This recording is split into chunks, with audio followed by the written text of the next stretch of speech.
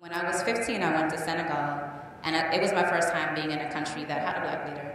And I didn't even, I had never had a concept of actually seeing it. Like, we talked about it and imagined it here, but it never even occurred to me that someone else actually had that, now.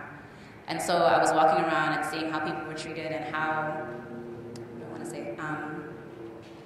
you could kind of just take it for granted that the way black people did things was normal. Like, how here, for instance, when you go to the grocery store, the foods for Caribbean people or black people are like in a separate aisle. But if you go, for instance, to the grocery store in Antigua, the foods for black people are just everywhere.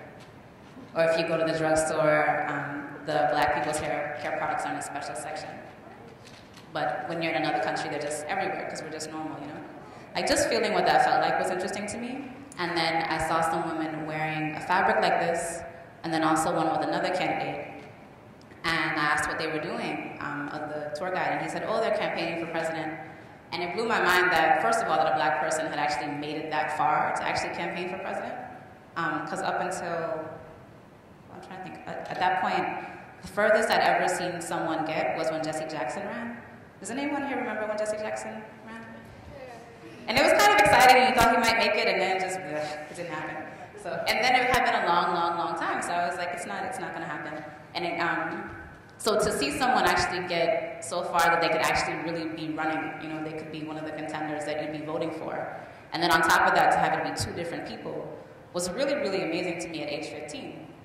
But what was even more amazing was that nobody cared. Nobody in Senegal cared or was fazed in any way by the fact that they had two black candidates, and no matter who won, the president was going to be black. And the president was already black.